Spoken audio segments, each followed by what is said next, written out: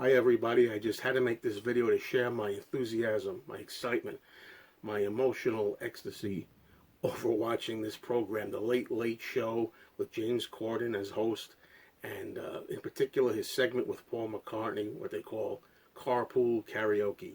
And this was on last night on television, and I missed it unfortunately, but through the wonders of the internet, we're able to see it on YouTube, at least as of this moment while I'm making this video. I'm going to try to leave a link below, and you can check it out. If you're a Paul fan, if you're a Beatles fan, you got to watch this.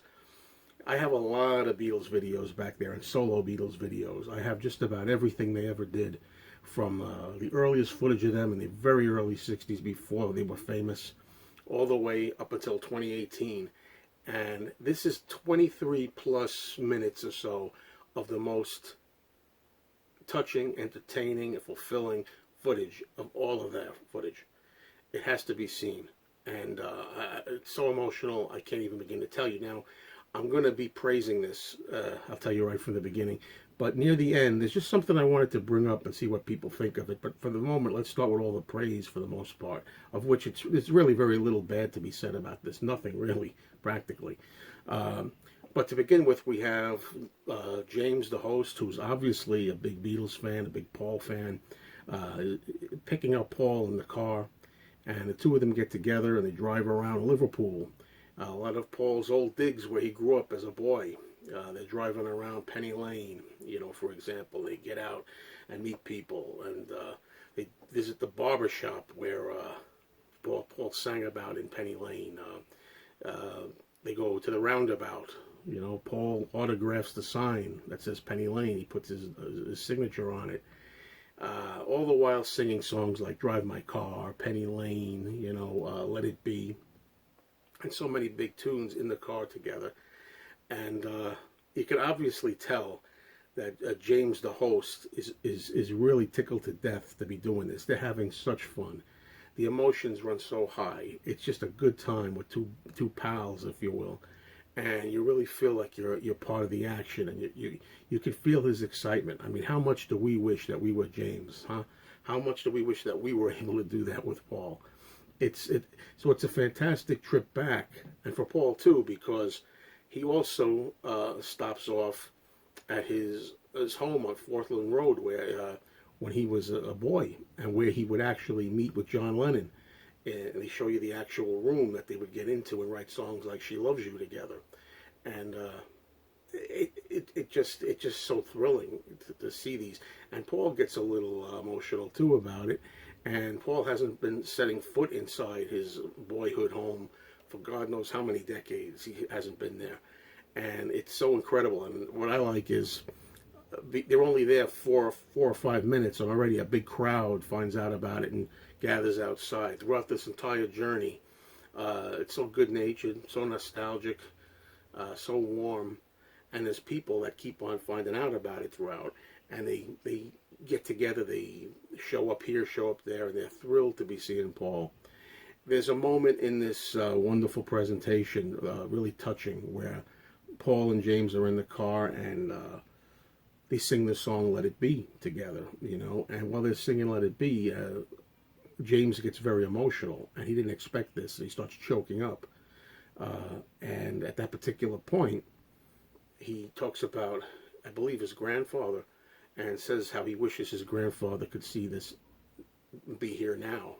And Paul comforts him and says, it's just a wonderful moment, regardless of your belief system. It's just a really, really touching bit. And to see them get emotional, it's hard to keep a dry eye. I mean, I was having a hard time keeping dry. Okay, I was getting very, very, very teary-eyed myself, very emotional. And after this, they wind up going over to a pub in Liverpool, where Paul used to go himself, and where he would try to play that anybody who would give the time of day to them. And how excited the patrons are at this pub when they find out by surprise that Paul McCartney and his band is actually set up playing there. I've already revealed a lot, but no matter what I've said, you have to see it for yourself. It's just that wonderful of a presentation. As I say, it shows you Paul's roots the beginnings, and you get that feeling when you watch this that this man has always been there. Here's this man. Paul is looking very good. He just turned 76 years old. He's looking very good for his age. He's still in good physical condition, and you could see him getting around and very agilic and stuff like that.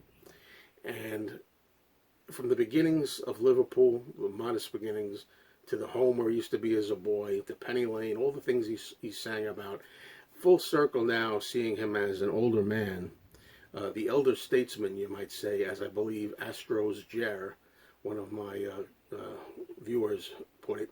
And there he is, generation after generation after generation, still doing it, out with a new album. As we know, a little plug I'll give here for those who still don't know, Paul's got a brand new album coming out September the 7th. It's called Egypt Station. And he's got 2 new songs from there. One of them is called I Don't Know. The other one is called Come On To Me. And he's still doing it. It feels like Paul's always been there. When you watch this, you get involved. And if you're like me, I mean, I was too young to see him on the Ed Sullivan Show with the Beatles. I know some of you have. Some of you did see him. But very shortly thereafter, I grew up with Paul. And he was there in the 60s. He was there in the 70s when I was growing up, the 80s, the 90s, the 2000s, the 2010s. We're going into the 2020s. And judging by Paul and his ambitions to keep going and his passion for work and to be liked and adored and to perform and create, I don't think we're going to say that he's not going to be doing this in 2020. It's a full circle. It's just a wonderful thing. Now, I've praised this show, and I urge everybody to see it. But I have to be honest with myself and honest with you. One thing that I did notice through all of this, again, I don't mean this as a harsh criticism. Yes, Paul is 76 now. His voice, when he's singing, does not sound particularly well. It seems like even the most, to me anyway, to the most basic lines, like singing there beneath the blue suburban skies in the song Penny Lane, even singing the word there, it seems like it's hard for him to reach that. Now, it's like, I don't want to put, a damper on this wonderful review that I have of this, because regardless of Paul being older, it doesn't take one bit away from the magic that's involved in this presentation. I want to make that clear. It's still of the utmost magic and enjoyment and nostalgia. This is a controversial topic, but as I say, we'll see how the new album is when it comes out a few months from now. So I just wanted to mention that, but as I say, that's not what the show is about. It's not about the actual performance per se. It's about the memories, the warmness, the emotions, the celebration of Paul. His whole life is what this really is. Okay, everybody, please. So if you haven't seen it already, go over there right now and watch it. And let me know what you think of it.